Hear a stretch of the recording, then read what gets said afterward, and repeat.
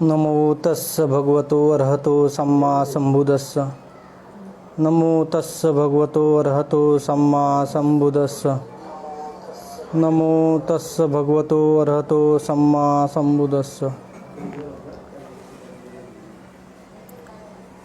महाकारुणिक तथागत भगवान गौतम बुद्ध,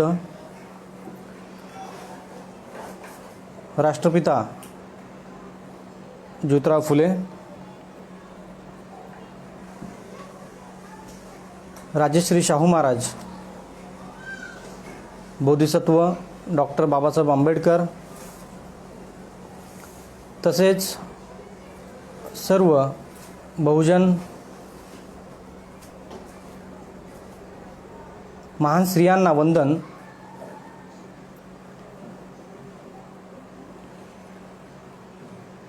आणि आज या ठिकाणी धम्मकाया फाउंडेशन फेडरेशनच्या माध्यमातून गेल्या 5 दिवस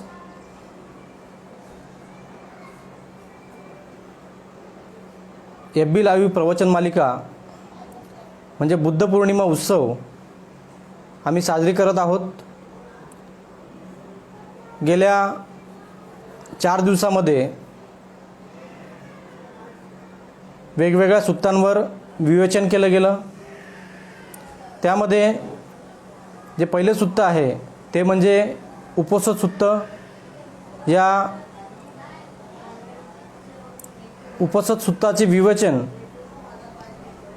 उपासक सुमित भालेराव यांनी केलं। त्यानंतर कालाम सुत्त, या कालाम सुत्ताचे विवेचन उपासक प्रकाश मोरे यांनी केलं। तसेच तिसरं सुत्त आहे ते सिगालवाद सुत्त। या सिगालवाद सुत्ताचं विवेचन उपासक सचिन गायकवाड यांनी केलं। त्यानंतर चौथं जे आहे ते धम्मचक्क प्रवर्तन सुत्त। या सुत्ताचं विवेचन उपासक मिलिंद बनसोडे यांनी केलं। आणि आज या धम्मकाया फेसबुक लाईव्ह प्रवचन मालिकेचा शेवटचा दिवस आहे। आणि या ठिकाणी मला जो विषय या ठिकाणी दिलेला आहे, जे सुत्त दिलेलं आहे ते म्हणजे महापरिनिब्बाण सुत्त।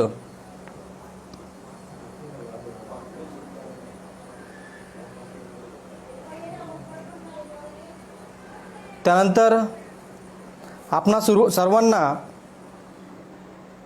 आज वैशाख पौर्णिमा आहे आणि या वैशाख पौर्णिमेच्या आपणा सर्वांना मी शुभेच्छा देतो। आणि हा जो विषय या ठिकाणी मला दिलेला आहे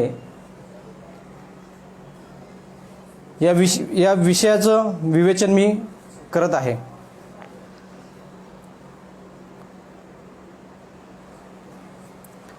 महापरिनिब्बाण सुत्त। या सुत्ताच्या नावामध्येच बऱ्याचशा काही गोष्टी आपल्याला समजतात की या सुत्तामध्ये काय काय असेल। परंतु खऱ्या अर्थाने जेव्हा या सुत्ताचा अभ्यास आपण करतो, तो अभ्यास करत असताना बुद्धाच्या जीवनाविषयी म्हणजे प्रामुख्याने सांगायचं म्हटलं तर या सुत्ताचं महत्त्व काय आहे, तर प्रत्येक व्यक्ती हा एक प्रवासी आहे आणि जिथे जन्म आहे तिथे जीवनाचा प्रवास आहे। म्हणजे माणूस जन्माला येतो आणि मरेपर्यंत त्याचा प्रवास सुरू होतो। म्हणजे मनुष्य हा एक प्रवासी आहे असं म्हटलं जातं। आणि हा प्रवास कोण करतो, तर त्याच्या अंगीकृत चर्येवर अवलंबून आहे। तथागतांचा जर का समग्र प्रवास आपण जर बघितला, या प्रवासामध्ये तथागतांनी बहुजनांच्या हितासाठी सुखासाठी हा त्यांचा प्रवास आहे। आणि बुद्धांच्या जो शेवटचा प्रवास आहे तो शेवटचा प्रवास या धम्मचक्र प्रवर्तन सूत्रामध्ये आपल्याला पाहायला मिळतो. आणखी एक महत्त्वाचं सांगू इच्छितो की भगवंतांनी करुणा भावनेतून जे काही उपदेश दिला ते आजच्या राजकीय, सामाजिक आणि सांस्कृतिक, शैक्षणिक अशा सर्वच बाबींना उपयुक्त आहे असं आपण म्हणू शकतो. याच अर्थाने हे सूत्र अभ्यासल्यानंतर आपल्याला येतो. म्हणजे हे सूत्र जर आपण अभ्यासलो तर ह्या अभ्यासल्यानंतर ह्या सूत्राचं महत्त्व आपल्याला लक्षात येतं. आता हे सूत्र भगवंतांनी ह्या सूत्राचं विवेचन कुठे केलेलं आहे? भगवंतांच्या या जीवन प्रवासाचं वर्णन त्रिपिटकामध्ये आपण बघतो की तथागतांचं संपूर्ण जीवन कार्याचे दर्शन, उपदेश आणि संघाच्या कार्याचे दर्शन आपण त्रिपिटकामध्ये आपल्याला आढळून येते. आणि त्रिपिटकामध्ये सुत्त पिटक, विनय पिटक आणि अभिधम्म पिटक हे 3 प्रकारचे पिटक आहेत. त्यामध्ये सुत्त पिटकामध्ये 5 भाग आहेत. ते म्हणजे दीघनिकाय, मज्जिम निकाय, संयुक्त निकाय, अंगुत्तर निकाय आणि खुद्दक निकाय.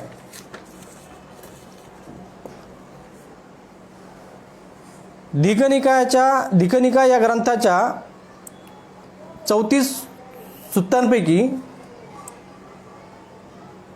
क्रमांकाने 16वे सुत्त आहे. म्हणजे दीघनिकायामध्ये एकूण 34 सुत्त आहेत आणि त्यामधलं हे 16वं सुत्त म्हणजेच महापरिनिर्वाण सुत्त आहे.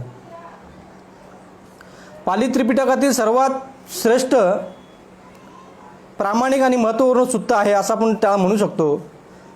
त्याला कारणच असं आहे की भगवान बुद्धांचा जो अंतिम प्रवास आहे या अंतिम प्रवासाचं वर्णन त्रिपिटकामध्ये इतर कोणत्याही ग्रंथात आपल्याला आढळून येत नाही. ते फक्त या धम्मचक्र महापरिनिर्वाण सुत्तामध्ये आपल्याला आढळून येतं. आणि महापरिनिर्वाण सुत्त जेव्हा आपण वाचतो, या महापरिनिर्वाण सुत्ताचं 6 भागांमध्ये विवेचन केलेलं आहे. त्याला भानावर म्हणतो आपण.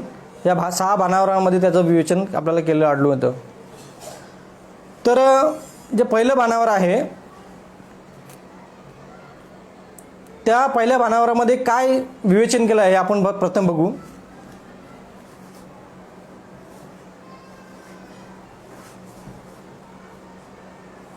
या पहिल्या भानावरामध्ये जेव्हा भगवंत जेव्हा ग्रदकूट पर्वतावर राहत होते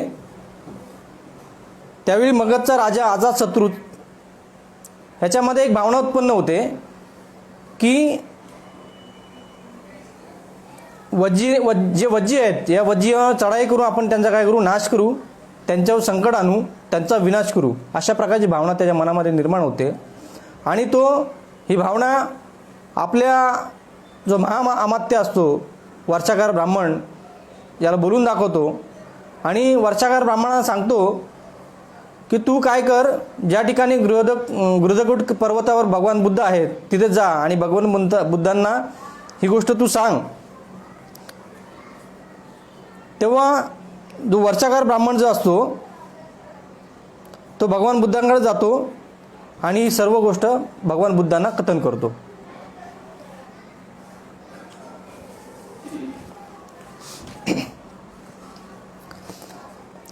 आणि भगवान बुद्धांना ही गोष्ट कथन केल्यानंतर भगवान बुद्धांच्या मागे भिक्षू आनंद असतात आणि आनंदांना उद्देशून भगवंत म्हणतात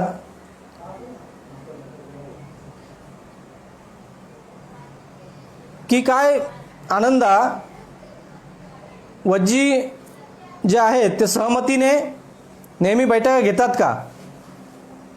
म्हणजे आपण म्हणतो की बुद्धांनी त्या ठिकाणी 7 परिहारणीय धर्म आनंदांना उद्देशून सांगितले. ते म्हणजेच वज्जी जे आहेत ते वेळोवेळी काय करतात, बैठका घेत असतात, चर्चा करतात. हा जो गुण आहे या गुणामुळे त्यांची वाढ होईल, वृद्धी होईल, त्यांच्यावर कोणते संकट येणार नाही, त्यांना त्यांची हानी होणार नाही. त्यानंतर दुसरं, जे वज्जी जे आहेत ते एकत्र बैठका घेतात आणि एकमताने काय करतात, सर्व कामे करतात.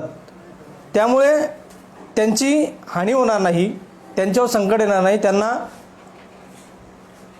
त्यांचा पराजय होणार नाही. त्यानंतर तिसरं जे आहे ते म्हणजेच पूर्वीच्या लोकांनी जे काही सांगितलं नाही ते सांगत नाही आणि पूर्वीच्या लोकांनी जे काही सांगितलं आहे त्याची वृद्धी करतात, त्याचे संवर्धन करतात.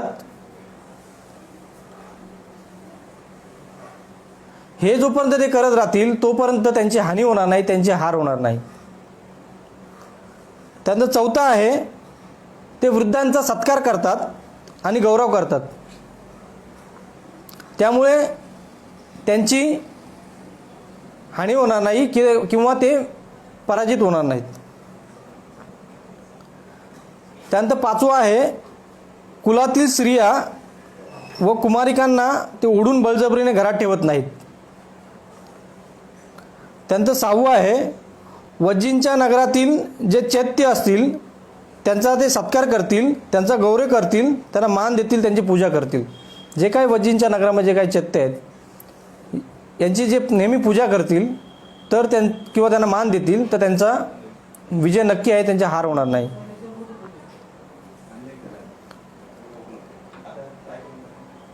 वज्जी लोक जे आहेत आरंतांची, जीवनमुक्तांचे धर्मानुसार चांगल्या प्रकारे रक्षण करतात, त्यांचे संरक्षण करतात.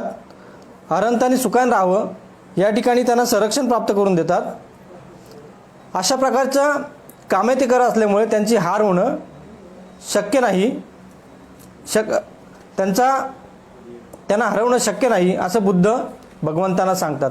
म्हणजे वज्जींचे जे काही गुण आहेत की त्यामुळे त्यांना कोणी हरवू शकत नाही असं बुद्ध आनंदाला सांगतात. आणि मग जो वर्षाकार ब्राह्मण त्या ठिकाणी असतो त्याला ही गोष्ट समजते आणि तो ही गोष्ट राजा अजातशत्रूला जाऊन सांगतो की त्यांचे जे वज्जी लोक आहेत ते वज्जी लोक एकत्र राहतात, एकत्र बसतात, त्यांच्या वरिष्ठ लोकांची ते ऐकतात आणि त्यांचं संवर्धन करतात. तर अशा प्रकारचे गुण त्यांच्यात असल्यामुळे त्यांना हरवणं अशक्य आहे असं ते वर्षाकार ब्राह्मण अजातशत्रूला सांगतो. आज वर्षाकार ब्राह्मण गेल्यानंतर भगवंत आनंदाला उद्देश करतात की या नगरामध्ये जेवढे भिक्खू असतील त्यांना बोलवा आणि त्यांना मला काहीतरी सांगायचं आहे. त्यावेळीस आनंद जे काही भिक्खू होते त्या सर्वांना त्या ठिकाणी बोलवतात आणि ज्या ठिकाणी बुद्ध बसलेले असतात, भगवंत बसलेले असतात त्यांच्या समोर येऊन बसतात आणि भगवंत त्या भिक्खूंना उपदेश करतात की मी तुम्हाला आज 7 अपरिहार्य धर्म तुम्हाला सांगणार आहे. म्हणजे अपरिहानीय धर्म म्हणजेच ज्याने कोणतीही हानी होणार नाही अशा प्रकारचा उपदेश मी तुम्हाला करणार आहे. त्यावेळीस भगवंत त्या भिक्खूंना उपदेश करतात की ज्यावेळी भिक्खू एकत्र बैठका करतील, एका ठिकाणी जमतील तर त्यांची हानी होणार नाही. दुसरं, एकत्र येऊन भेटून संघाची कामं करतील तेव्हासुद्धा त्यांची हानी होणार नाही. पूर्वी न सांगितलेले सांगणार नाही व जे सांगितले आहे त्याप्रमाणे चालतील तोपर्यंत त्यांची वाढ होईल, त्यांची हानी होणार नाही. जोपर्यंत भिक्खू स्थवीर चिवर प्रवज्जित संघाचा पिता संघनायक यांचा सत्कार करतील, त्यांना मान देतील तोपर्यंत त्यांची हानी होणार नाही, त्यांची वृद्धी होईल. भिक्खू पुन्हा पुन्हा उत्पन्न होणाऱ्या तृष्णाच्या तडाख्यात सापडणार नाही तोपर्यंत त्यांची हानी होणार नाही. त्यानंतर 6वं, अरण्यात जाऊन राहण्याची प्रवृत्ती राहील. भिक्खूंची अरण्यात जाऊन ध्यान करण्याची जी प्रवृत्ती राहील तोपर्यंत त्यांची वाढ होईल, त्यांची हानी होणार नाही. त्यांचं 7वं, भविष्यामध्ये सहब्रह्मचारी हवेत, जे ब्रह्मचर्याचे पालन करतील आणि त्याचा फायदा इतर भिक्खूंना होईल, तोपर्यंत त्यांची भरभराट होईल असं भगवंत भिक्खूंना उपदेश करतात. अशा प्रकारचे वेगवेगळ्या प्रकारचे सातबोधांग सांगतात, वेगवेगळ्या प्रकारचे अपरिहानीय धम्म भगवंत त्या भिक्खूंना सांगतात, उपदेश देतात. पुढे ते अंबलटिकामध्ये जातात. म्हणजे या ग्रंथामध्ये जर आपण बघितलं, या सुत्तामध्ये बघितलं, तर बुद्धांचा जो प्रवास आहे तो या ग्रदकूट पर्वतापासून सुरू होतो ते कुशीनारापर्यंतचा. आणि हा जो प्रवास आहे, हा प्रवासाचं वर्णन या सुत्तामध्ये आपल्याला दिसून येतं. ग्रदकूट पर्वता भिक्खूंना उपदेश दिल्यानंतर भगवंत पुढे अंबलटिक्कामध्ये जातात. तिथे सुद्धा ते उपासकांना उपदेश करतात. त्यानंतर पुढे ते नालंदा येथे जातात. तिथे सुद्धा उपासकांना उपदेश देतात. आणि उपदेश देताना उपासकांना शील तोडण्याचे जे 5 परिणाम आहेत ते उपासकांना विशद करतात. ते 5 जे परिणाम आहेत ते या ठिकाणी मी तुम्हाला सांगू इच्छितो. त्यातला पहिला परिणाम जो आहे, म्हणजे एखाद्या व्यक्तीने जर का दुराचार केला, शील तोडलं, तर त्याचे काय परिणाम होतात. तर पहिला परिणाम असा आहे की दुराचारी जेव्हा शील तोडतो, आळशी होतो, तर त्याच्या काय होतं, संपत्तीचा नाश होतो, मोठी हानी होते त्याची. संपत्तीचा नाश करणारा तो कारणीभूत ठरतो.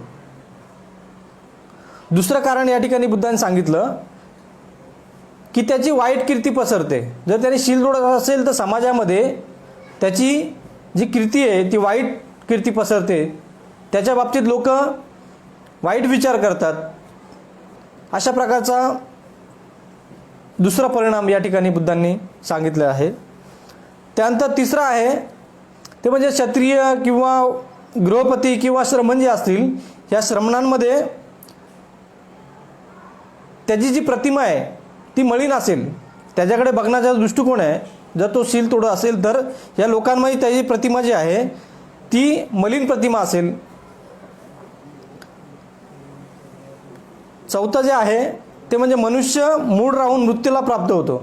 जर शील पालन करत नसेल, वेळोवेळी शील तोडत असेल, तर तो मूढ होऊन मृत्यूला प्राप्त होतो. आणि पाचवं जे आहे ते म्हणजे मृत्यू पावल्यानंतर, म्हणजे शरीर सोडल्यानंतर तो दुर्गतीस उपरांत मरून परत, तर म्हणजे त्याला दुर्गती प्राप्त होते. म्हणजे मरणानंतर त्याला दुर्गती प्राप्त होते. असं बुद्धांनी अशा प्रकारचे 5 शील तोडण्याचे परिणाम या सुत्तामध्ये आपल्याला सांगितलेले दिसून येतात. त्यानंतर नालंदामध्ये उपासकांना देशना दिल्यानंतर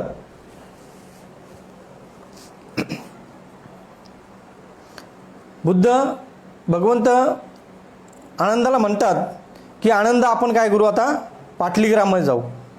म्हणजे त्यावेळचं पाटलीपुत्र पाटलीग्राममध्ये जातात. त्यानंतर पाटलीग्राममध्ये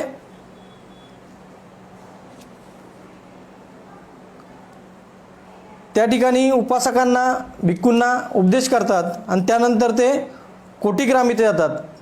आणि कोटीग्राम इथे गेल्यानंतर 4 आर्य सत्यांचं विवेचन ते पुन्हा करतात. की 4 आर्य सत्याच्या मार्गावर चालल्यानंतर व्यक्तीला चांगली सुगती प्राप्त होऊ शकते, निब्बाणापर्यंत जाण्याचा मार्ग प्राप्त होऊ शकतो. त्यानंतर कोटीग्राम इथे उपदेश केल्यानंतर भगवंत नातिका येथे जातात. आणि नातिका येथे गेल्यानंतर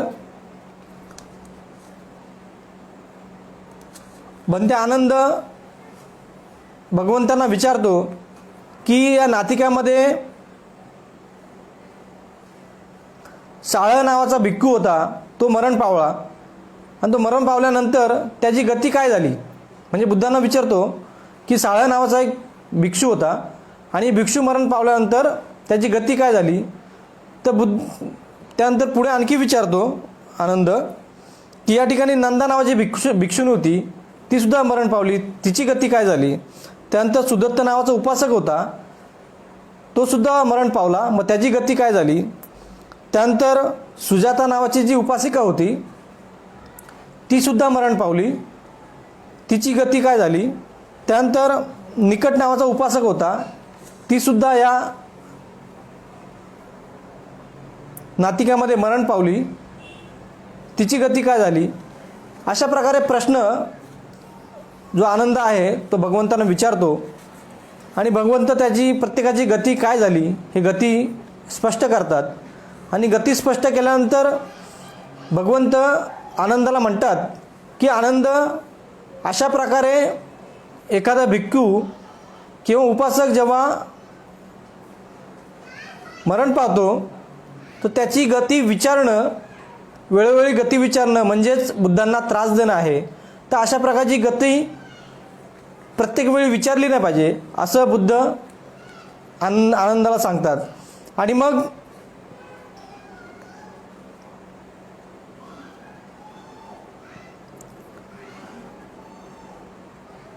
बुद्ध धर्मादर्श काय आहे, धर्मादर्श काय आहे म्हणजे गती कशी काय तुम्ही समजाल हे सांगण्यासाठी बुद्ध, धम्म आणि संघ यांच्याप्रती तुमची श्रद्धा असेल आणि श्रद्धेमध्ये राहून तुम्ही जर चांगले कर्म करत असाल तर तुम्हाला सुगती प्राप्त होईल.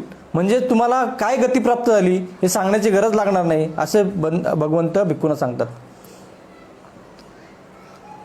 त्यानंतर भगवंत त्या ठिकाणाहून निघतात आणि पुढे जे आम्रपालीचं जे गणिकेचे वन आहे त्या वनामध्ये जातात, म्हणजे वैशाली इथे जातात.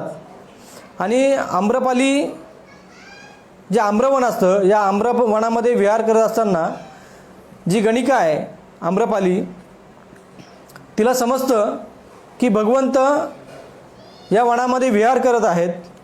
तर ती काय करते, आपला रथ घेऊन त्या जोपर्यंत रथामध्ये जाता येईल तोपर्यंत जाते आणि पुढे जाऊन ती बुद्धांकडे जाण्यासाठी पायी चालत जाते आणि बुद्धांना वंदन करून बाजूला बसते आणि वंदन केल्यानंतर बुद्धांना याचना करते की तुम्ही काय करा, माझ्या घरी काय करा, भोजनासाठी या.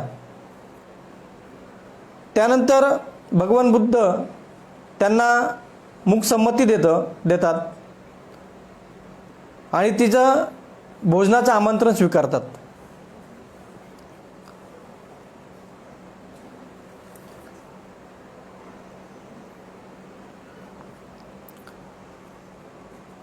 त्यानंतर वैशालीचे जे लिच्छवी आहेत त्याच वेळीस त्यांना समजतं की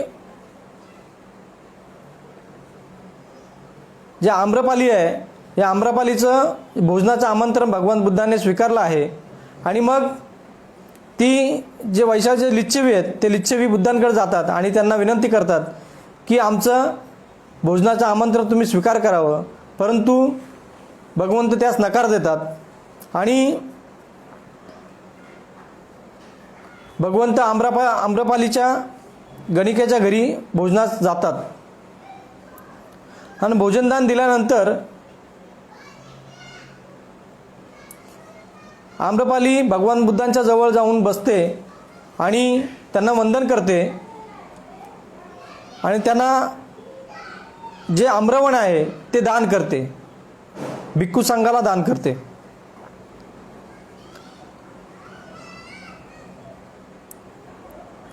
त्यानंतर भगवान बुद्ध आम्रवनातून निघून ते वेलुग्राम इथे जातात आणि वेलुग्रामला गेल्यानंतर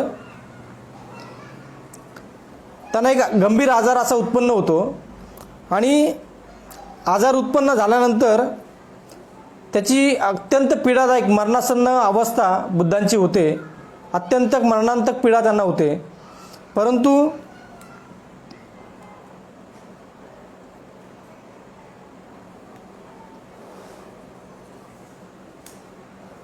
ते त्या आजारातून बरे होतात आणि आजारातून बरे झाल्यानंतर बनते आनंद आणि भगवान बुद्धांची चर्चा होते, संवाद होतो आणि भगवान बुद्ध म्हणतात की मी आता 80 वर्षाचा झालेलो आहे आणि मी वृद्ध झालेलो आहे, 80 वर्षाचा झालेलो आहे. ज्याप्रमाणे एखादी बैलगाडी जसजशी जुनी होत जाते तसतसं त्या बैलगाडीचं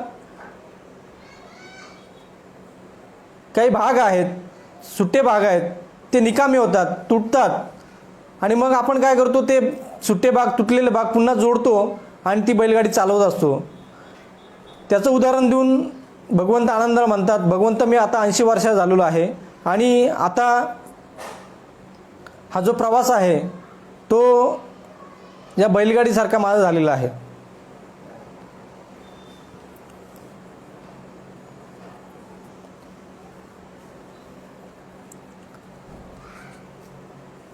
पुढे आयुष्य संस्काराचा जो त्याग आहे ती भावना बुद्ध करतात.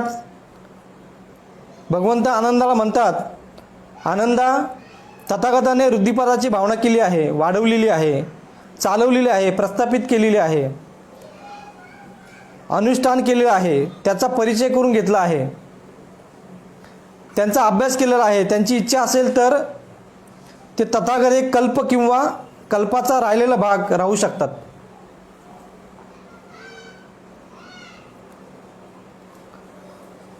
असे स्थूल संकेत केल्यावरही आनंदास ते कळायला नाही.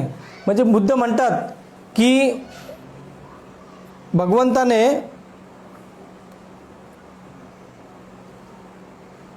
रिद्धिपदाची भावना केलेली आहे, वाढवलेली आहे, चालवलेली आहे, प्रस्थापित केलेली आहे, अनुष्ठान केलेले आहे, त्यांचा परिचय करून घेतलेला आहे, त्याचा अभ्यास केलेला आहे. त्याची इच्छा असेल तर ते तथागत एक कल्प किंवा कल्पाचा राहिलेला भाग राहू शकतात. असे स्थूल संकेत केल्यावरही आनंदालाही कळायला नाही व त्याने भगवंताला प्रार्थना केली नाही की बहुजनांच्या हिताकरता, सुखाकरता, लोकांवर अनुकंपा करण्याकरता थांबा. म्हणजेच भगवंत आनंदाला ह्या काही गोष्टी स्पष्ट सांगतात, परंतु आनंदाला ह्या गोष्टी समजत नाहीत. त्याच्यावर एक प्रकारचा मार आलेला असतो आणि तो बुद्धांना प्रार्थनाही करत नाही की बहुजनांच्या सुखाकरता, हिताकरता, लोकांवर अनुकंपा करण्याकरता तुम्ही काय काय केलं पाहिजे, जिवंत राहिलं पाहिजे. अशा प्रकारची भावना, अशा प्रकारची याचना आनंद भगवंतांना करत नाही.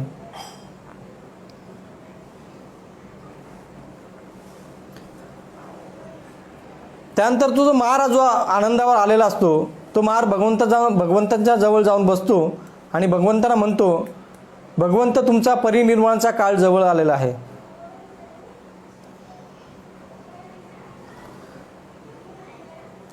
आणि भगवंत त्या महाराज म्हणतात की जोपर्यंत परिनिर्वाण प्राप्त होणार नाही, जोपर्यंत श्रावक श्राविका, भिक्षू भिक्षुनी धर्मानुसार धर्म मार्गावर आरूढ होऊन धर्माप्रमाणे वागणार नाहीत, सिद्धांताला उपदेशाला सांगणारे, उपदेश करणारे, उघड करून सांगणारे, म्हणजे जे उपदेश आहेत ते उपदेश स्पष्ट करून सांगतील. त्यानंतर जे उपदेश आहेत जोपर्यंत लोक भिक्खू किंवा भिक्खुनींच्या कंठस्थ होत नाहीत तोपर्यंत माझं परिनिर्वाण होणार नाही. किंवा धर्माच्या बाबतीत जे काही आक्षेप असतील या आक्षेपांना ते धर्माच्या माध्यमातून खंडन करत नाहीत. उपासक धर्माचा उपदेश करतात तोपर्यंत माझं परिनिर्वाण होणार नाही, असे भगवंत आनंदाला सांगतात. आणि त्या पाप्याला जो मार असतो त्या माराला म्हणतात की पाप्या तू काळजी करू नको, तुझे पाप तथागतांचा परिनिर्वाण जो आहे तो लवकरच होईल आणि आजपासून 3 महिन्यांनी तथागतांचे परिनिर्वाण होईल, असं भगवंत त्या महाराज सांगतात. ज्यावेळी भगवंत त्या महाराज सांगतात की तथागतांचं निर्वाण 3 महिन्याने होईल आणि त्यावेळेस धरणीकंप होतो, भूकंप होतो आणि आनंद ज्याला आनंदाला हे जाणवतं की धरणीकंप झाला आहे, भूकंप झालेला आहे, तेव्हा तो भगवंतांकडे जातो आणि भगवंतांना विचारतो की ह्या धरणीकंपाची किंवा भूकंपाची काय कारणे असावीत. त्यावेळेस भगवंत भूकंपाची 8 कारणे सांगतात. ती म्हणजे पहिलं कारण सांगतात बुद्ध की जी महापृथ्वी जी आहे ती पाण्यावर तरंगत आहे. बघा, ही जी महापृथ्वी आहे ती पाण्यावर तरंगत आहे, प्रतिष्ठापित झालेली आहे. आणि पाणी जे आहे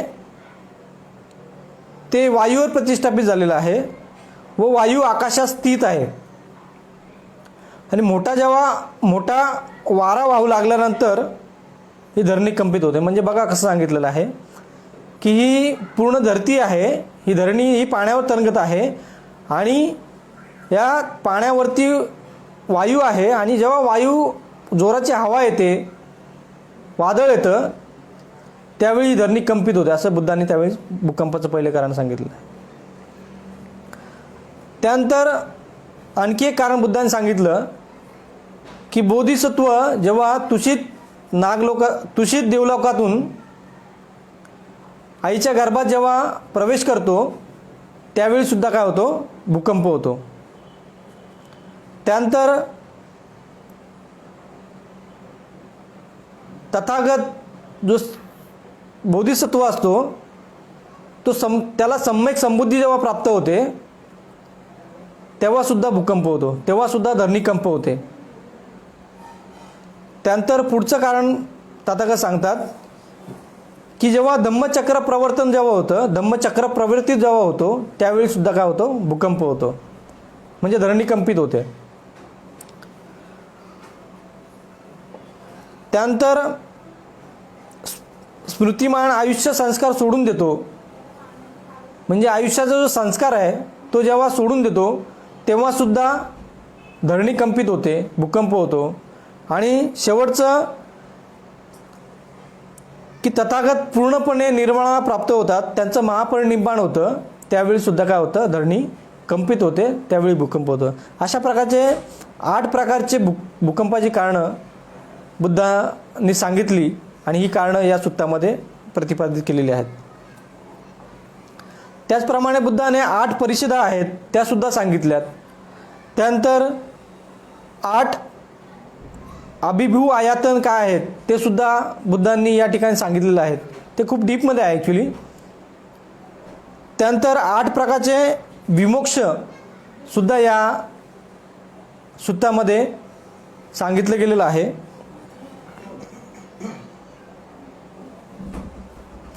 त्यानंतर भगवंत वैशालीचे अंतिम दर्शन करून ते पावामध्ये जातात आणि पावामध्ये गेल्यानंतर ते आम्रमणात विहार करत असतात. आणि विहार करत असताना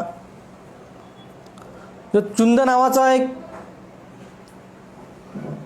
कर्माकार पुत्र जो असतो तो बुद्धांना भोजनाचं आमंत्रण देतो आणि बुद्ध त्याला मुख राहून संमती देतात. आणि भगवंत त्या चुंदाला म्हणतात की मला सुकरमद्धव नावाचा अन्न मला तू काय कर, भोजनासाठी दे, असं बुद्ध त्या चुंदाला म्हणतात. आणि जो चुंद काय करतो की सुकरमद्धव जे अन्न आहे ते अन्न बनवतो. सुकरमद्धव म्हणजेच जंगली कंदमुळं, ज्या कंदमुळापासून बनलेलं अन्न, ते अन्न बनवतो आणि भगवंतांना भोजन दान करतो. तसेच जो भिक्खू संघ असतो या भिक्खू संघाला सुद्धा दान करतो. आणि जे उरलेलं अन्न जे असतं ते उरलेलं अन्न भगवंत म्हणतात तू काय कर की एका खड्ड्यामध्ये ते अन्न काय कर टाक आणि त्याच्यावरती माती तू म्हणजे मातीमध्ये ते अन्न पुरून टाक, असं भगवंत त्या चुंदाला सांगतात. आणि हे सुकरमधलं अन्न खाल्ल्यानंतर, कारण हे अन्न जे आहे ते पचायला अगदी जड असतं, आणि जेव्हा हे अन्न ग्रहण केल्यानंतर भगवंत कुशीनाराकडे प्रयाण करतात. आणि कुशीनाराचा आजार होतो, कारण अन्न पचन न झाल्यामुळे त्यांना खूप वेदना होतात, पीडा होतात आणि खूप थकतात, त्यांना खूप अशक्तपणा येतो. आणि ते आनंदाला विनंती करतात की आनंद, मला या ठिकाणी एखाद्या झाडाखाली बसायचं आहे आणि मला पाणी प्यायचं आहे. आनंद भगवंतांना म्हणतो की भगवंत, पुढे काही अंतरावर गेल्यानंतर एक नदी आहे, या नदीच्या ठिकाणी आपण जाऊ आणि त्या ठिकाणी चांगलं शीतल पाणी तुम्हाला मी प्यायला देतो. भगवंत त्याला म्हणतात, नाही आनंद, मला या ठिकाणी पाणी प्यायचं आहे. असं 3 वेळा भगवंत त्या आनंदाला उद्गारतात की मला पाणी प्यायचं आहे. आनंद काय करतो? आनंद म्हणतो की आत्ताच या ठिकाणावरनं 500 बैलगाड्या गेलेल्या आहेत आणि 500 बैलगाड्या गेल्यामुळे या ठिकाणचं जे पाणी आहे ते गढूळ झालेलं आहे, तसं पाणी तुम्हाला कसं काय प्यायला देऊ. परंतु बुद्ध त्याला विनंती केल्यानंतर आनंद त्या ठिकाणी जो ओढा असतो, रस्त्याच्या बाजूला जो ओढा असतो, त्या ओढ्याला पाणी आणायला जातो आणि बघतो तर बुद्धाच्या या महाप्रतापाने ते पाणी, जे गढूळ पाणी जे असतं ते निवळले असतं, शुद्ध झालेलं असतं. आणि मग आनंद त्या ठिकाणचं पाणी घेतो आणि बुद्धांना आणून प्यायला देतो.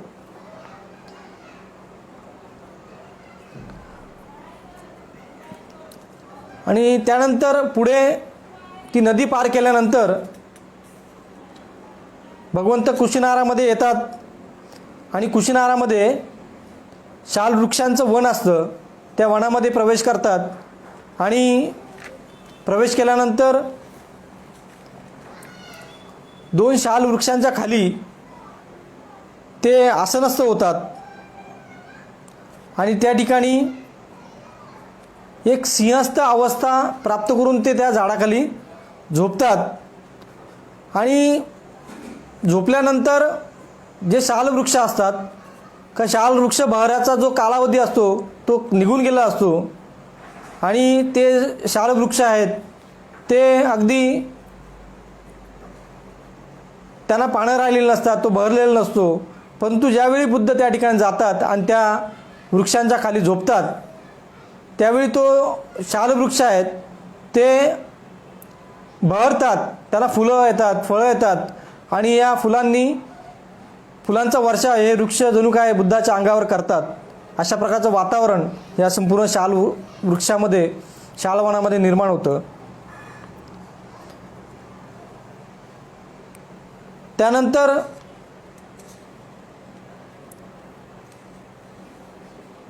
त्या ठिकाणी आनंदाबरोबर उपवन नावाचा जो उपस्थापक असतो, जो बुद्धांची सेवा करत असतात, जो सेवा करतो, हा उपस्थापक नावाचा बनते बुद्धांची सेवा करत असतो. आणि त्याच वेळेस बुद्ध त्याला आपल्या समोरून हटवतात, त्यांना सांगतात का तू बाजूला हो. आनंदाला विचार पडतो की एवढे वर्ष उपवन नावाचा उपस्थापक आहे, तो सेवा करतो आणि आता भगवंत त्याला का हटवतायत, त्याला बाजूला का सरळ सांगतात. तर भगवंत आनंदाला सांगतात की आनंदा, अनेक देवता तथागतांचं अंतिम दर्शन घेण्यासाठी या ठिकाणी जमलेले आहेत आणि त्यामुळे ते येत आहेत. त्यामुळे मी या उपवनाला, जो बुद्धांची सेवा करणारा भिक्षू असतो, त्याला बाजूला केलं, असं त्या आनंदाला सांगतात. त्याच वेळेस भगवंत आनंदाला जे दर्शनीय स्थळं आहेत, कोणती स्थळं असतील, म्हणजे बुद्ध गेल्यानंतर कोणती स्थळ दर्शनी असतील असं प्रश्न विचारतो आनंद भगवंतांना. आणि भगवंत सांगतात की आनंदा, ज्या ठिकाणी बुद्धांचा जन्म झाला जे म्हणजे लिंबुनी,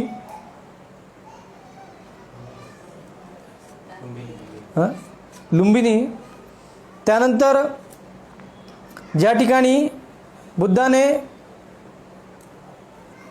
सिद्धार्थ गौतमाला संबोधी प्राप्त झाली, त्यानंतर ज्या ठिकाणी तथागतांनी भगवंतांनी धम्मचक्र प्रवर्तित केला आणि ज्या ठिकाणी तथागतांना महापरिनिर्वाण झालं, म्हणजे हे 4 प्रकारचे जे स्थळ आहेत ते दर्शनीय स्थळ आहेत. आणि जो व्यक्ती या स्थळांना भेट देईल आपल्या आयुष्यामध्ये त्याला चांगली गती प्राप्त होईल असं बुद्ध आनंदाला सांगतात. म्हणून या 4 स्थळांना वेळोवेळी भेटी देणं हे आपलं पुण्यकर्म आहे असं आपण समजलं पाहिजे. धम्मकायाच्या माध्यमातून आपण अनेक मैत्री दिवस या ठिकाणी आपण या 4 ठिकाणावर केलेले आहेत. त्यानंतर सम्यक संबुधाचा शरीराची 10 क्रिया कशी करावी याचा उपदेश ते आनंदाला देतात. आणि आनंदाला सांगतात की सम्यक संबुधाची 10 क्रिया ही एखाद्या चक्रवर्ती राजासारखी करावी. मग त्याचं विवेचन करताना ते आनंदाला सांगतात की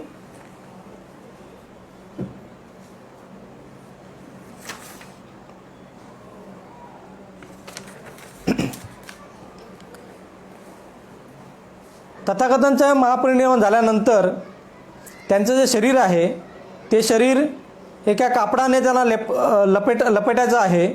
आणि कापडाने लपेटल्यानंतर त्याच्यावरती रुईचं म्हणजे कापसाचं थर त्या ठिकाणी करायचं आहे आणि त्यानंतर पुन्हा कापडाने लपेटायचं आहे. म्हणजे अशा प्रकारे 500 वेळा करायचं आहे. आणि असं केल्यानंतर जे शरीर आहे ते शरीर एखाद्या लोखंडी भांड्यामध्ये ठेवायचं आहे. आणि त्या लोखंडी भांड्याला आवरण असेल म्हणजे झाकण असेल अशा प्रकारचं झाकणसुद्धा पाहिजे. आणि त्या कढईमध्ये किंवा भांड्यामध्ये तेल टाकायचं आहे. आणि त्यानंतर त्याला अग्निदहा द्यायचा आहे असं भगवंत आनंदाला सांगतात. म्हणजेच थोडक्यात की चक्रवर्ती राजाप्रमाणे सम्यक संबुधाचं 10 क्रिया करावी असं भगवंत आनंदाला सांगतात. आणि भगवंतांचा अंतिम काळ जवळ आला असतानाच त्या नगरामध्ये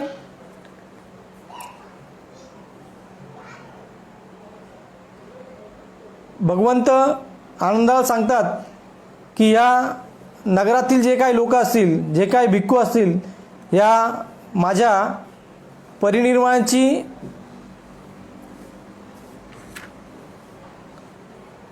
बातमी तू या सर्व भिक्खूंना द्यावी. त्यानंतर आनंद सर्व भिक्खूंना परिनिर्वाणाची बातमी भिक्खूंना सांगतो. तसेच नगरातील काही उपासक असतात ते सुद्धा त्या ठिकाणी जमा होतात. आणि त्याचवेळी आपण बघतो की सुभद्र नावाचा जो एक व्यक्ती असतो तो त्या ठिकाणी येतो की अशा प्रकार त्याला हे माहीत असतं की अशा प्रकारचे बुद्ध हे अनेक कल्पानंतर जन्माला येतात. त्यामुळे त्याच्या मनात इच्छा उत्पन्न होते की आपण काय केलं पाहिजे की भगवंताकडून काय केलं पाहिजे, दीक्षा घेतली पाहिजे, उपदेश ऐकला पाहिजे. आणि मग तो हट्ट करतो की मला बुद्धांकडून उपदेश ऐकायचा आहे. परंतु बुद्धांचा अंतिम काळ जवळ आलेला असतो आणि मृत्यूशय्येवरती झोपलेले असतात. आणि तो आनंदाला सांगतो की मला काय जे काही प्रश्न आहेत ते प्रश्न मला जो काही उपदेश आहे, धम्म आहे, तो भगवंतांकडून ऐकायचा आहे. आणि भिक्खू आनंद त्यांना नकार देतो की आता ही गोष्ट शक्य नाही आहे. परंतु भगवंत ही गोष्ट ऐकतात आणि भगवंत आनंदाला सांगतात की आनंदा, त्याला जे काही प्रश्न असतील, त्याला जो काही त्याच्या मनात शंका असतील ते मी या ठिकाणी सांगतो. आणि तेव्हा आनंद सुभद्राला भगवंतांसमोर घेऊन जातात आणि भगवंतांसमोर घेऊन गेल्यानंतर भगवंत त्यांना धम्माचा उपदेश करतात, त्याला प्रवज्जित करतात.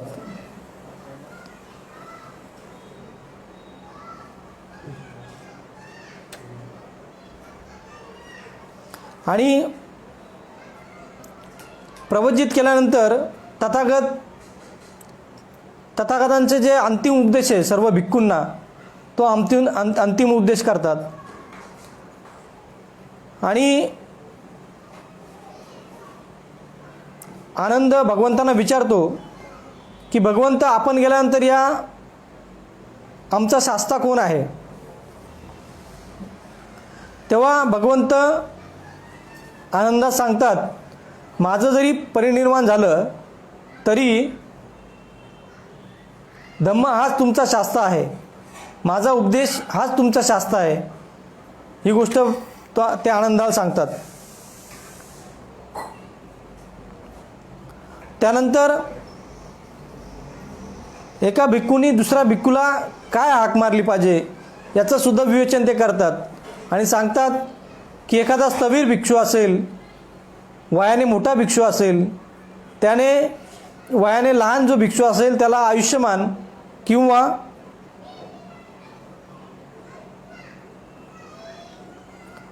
हाक मारावी किंवा भिक्षू म्हणून हाक मारावे. त्यानंतर वयाने कमी असलेला भिक्खूने वयाने मोठे असलेले भिक्खूला स्थवीर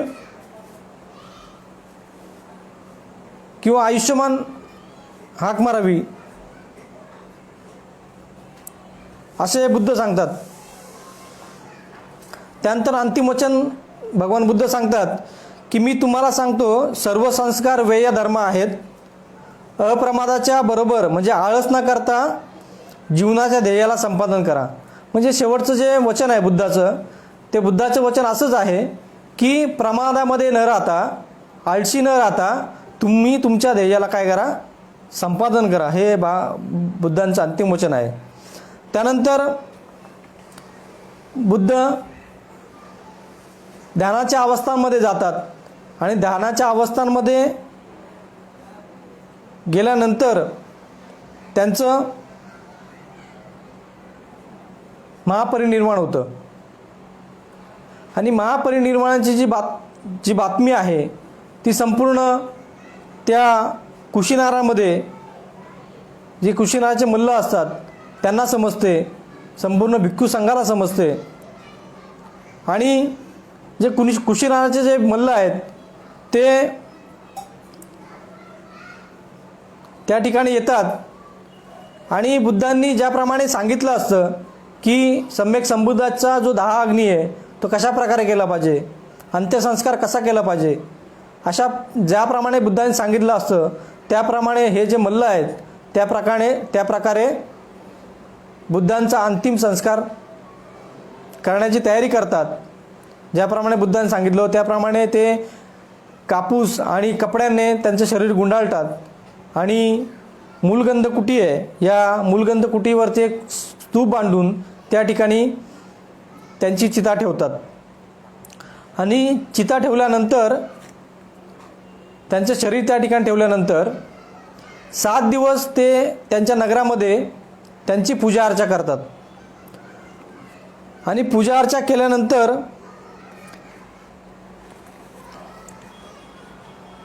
ते 10 अग्नी देण्याचा प्रयत्न करतात, परंतु त्यांना अग्नी दिला जात नव्हता. त्यानंतर जे महाकाश्यप जे आहेत, भिक्खू महाकाश्यप यांना ही गोष्ट माहीत होते आणि ते आपल्या 500 भिक्खूंसहित या कुशीनारामध्ये येतात आणि कुशेरामध्ये आल्यानंतर जे मूलगंध कुटी असते त्या ठिकाणी येतात आणि बुद्धांना 3 वेळा प्रदक्षिणे घालतात. ते त्यांचं चिवर डोक्यावर घेतात, 3 वेळा प्रदक्षिणे घालतात आणि त्यांना वंदन करतात आणि नंतर ते त्या चितेला अग्नी देतात. आणि अग्नी दिल्यानंतर 10 क्रिया झाल्यानंतर त्या ठिकाणी त्यांच्या जे अस्थिधातू आहेत, या अस्थिधातूंवरून काही वाद होतात. कारण जे मगधचा राजा अजातशत्रू आहे त्याला असं वाटतं की हे धातू मला मिळायला पाहिजेत, मी त्याच्यावर काय करेल, स्तूप बांधेल. त्यानंतर आपणा सर्वांना माहीत आहे की वैशालीचे लिच्छवी, त्यानंतर कपिलवस्तूचे शाक्य, अल्लकप्पाती बुलीय, त्यानंतर रामग्रामचे कोलीय, पावाचे मल्ल आणि पिपलीचे मोरीय आणि 2 ब्राह्मण, म्हणजे अशा प्रकारे यांच्यात वाद होतात. आणि प्रत्येकाला असं वाटतं की आपण बुद्धांचं अस्थि घ्यावं आणि काय करावं, आम्ही त्यावरती स्तूप बांधू. या 7 लोकांमध्ये त्यांचं वादविवाद होतात. त्या ठिकाणी द्रोण नावाचा जो ब्राह्मण असतो तो या ठिकाणी येतो आणि या जे वादविवाद असतात तो सोडवण्याचा प्रयत्न करतो. आणि तो काय करतो की हे जे अस्थिधातू असतात या अस्थिधातूंचं 8 भागामध्ये विभाजन करतात आणि जो 8वा भाग आहे तो स्वतःकडे ठेवतो. आणि अशा प्रकारे प्रत्येकाला या अस्थिधातू दिल्यानंतर प्रत्येकजण त्या अस्थिधातूंवरती स्तूप उभारतात. आपल्याला माहीत आहे की अशोकाच्या काळामध्ये सम्राट अशोकाने हे जे काही मल्ल होते, कोली होते, मोरी होते, यांनी जे काही स्तूप बांधले होते बुद्धांच्या अस्तुधातेवरती, त्या अस्तुधातेवरचे स्तूप तोडून ते जे धातू होते ते काढून घेतले आणि नंतर बुद्धांनी 84,000 स्तूप या ठिकाणी बांधलं, आपल्याला माहीत आहे. परंतु जे रामग्रामचे कोली होते, या रामग्रामच्या कोलियांनी सम्राट अशोकांना विरोध केला आणि ते रामग्रामचं जे स्तूप आहे ते आजही त्या स्थितीमध्ये आपल्याला पाहावयास मिळू होतं. तर अशा प्रकारचं वर्णन या सुत्तामध्ये आपल्याला पाहावयास मिळते.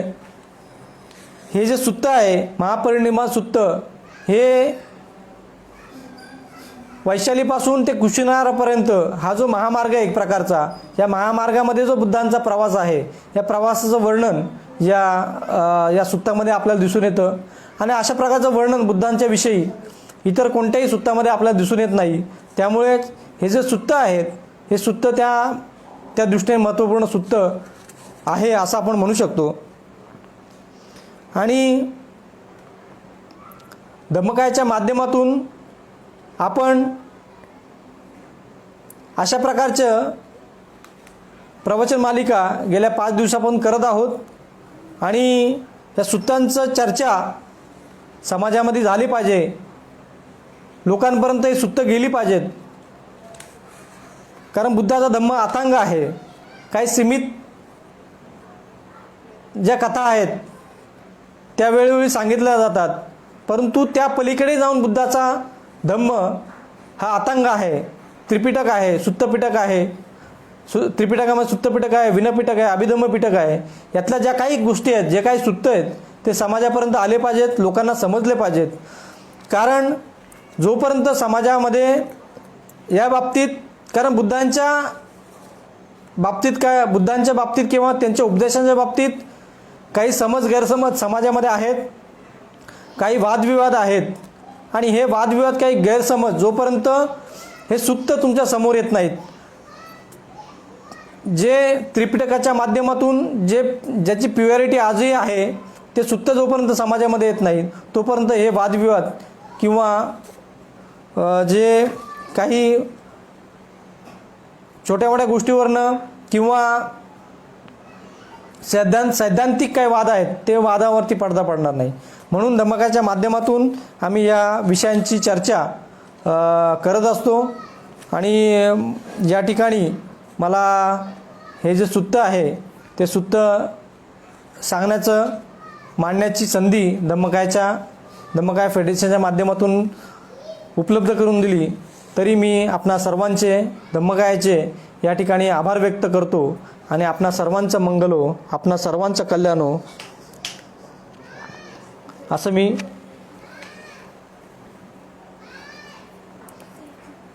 त्यानंतर एक महत्त्वाची गोष्ट तुम्हाला मी सांगू इच्छितो की एक आनंदाची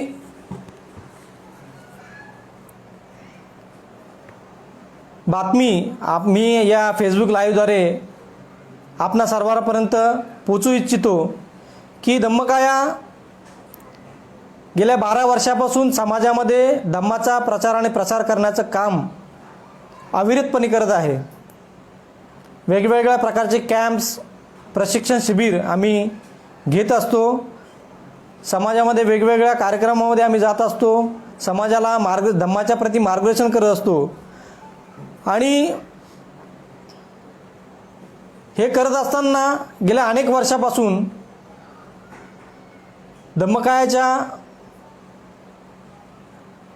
धम्मकायाची एक वेबसाईट असावी असा आमचा एक निश्चय होता आणि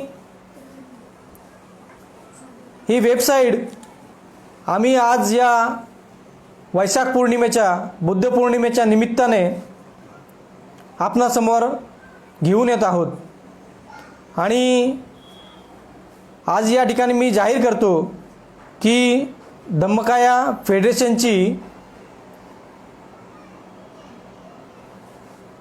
वेबसाईट या ठिकाणी आम्ही लॉन्च करत आहोत। या फेडरेशनचं वेबसाईटचं नाव आहे www.dhammakayaFederation.com। या ठिकाणी मी या वेबसाईटचं लॉन्चिंग करत असताना सांगू इच्छितो की या वेबसाईटच्या माध्यमातून आम्ही समाजापर्यंत पोचण्याचं काम करू। केवळ भारतातच नाही तर भारताच्या बाहेरसुद्धा या माध्यमातून आम्हाला काम करता येईल। या वेबसाईटच्या माध्यमातून लोकांपर्यंत पोचण्याचं साधन आजच्या युगामध्ये असणं गरजेचं आहे आणि या वेबसाईटच्या माध्यमातून आम्ही लोकांपर्यंत पोचू शकतो। आपणा सर्वांना माहिती आहे की गेल्या 2 वर्षापासून कोविडचा कालावधी असल्यामुळे आपण ऑफलाईन कार्यक्रम घेत नाहीत। बरेचसे लोक ऑनलाईन कामं करतात किंवा ऑनलाईन लेक्चर घेत असतात, म्हणून वेबसाईट असणं अत्यंत गरजेचं आहे आणि या वेबसाईटच्या माध्यमातून आम्ही ट्रेनिंग प्रोग्राम आमचे होतात। त्या ट्रेनिंग प्रोग्रामचे तुम्हाला नोटिफिकेशन येईल। त्यानंतर जर का तुम्हाला त्या ट्रेनिंग कॅम्प्सला यायचं असेल किंवा अटेंड करायचं असेल तर त्यामध्ये तुम्ही रजिस्ट्रेशन करू शकताय किंवा धम्मकाया फेडरेशन तुम्हाला जॉईन करायचे असेल तर त्यामध्ये तुम्ही सदस्य नोंदणी फॉर्मसुद्धा भरू शकताय। त्यानंतर या वेबसाईटच्या माध्यमातून धम्मकाया फेडरेशनच्या जे काही मैत्री दिवस होतात या मैत्री दिवसांचं व्हिडिओज किंवा मैत्री दिवसाचं महत्त्व आम्ही या वेबसाईटच्या माध्यमातून आम्ही तुमच्यापर्यंत पोहोचू शकू। तसेच ही वेबसाईट बनवण्यासाठी आम्हाला बऱ्याच उपासकांनी आर्थिक सहाय्य केलं।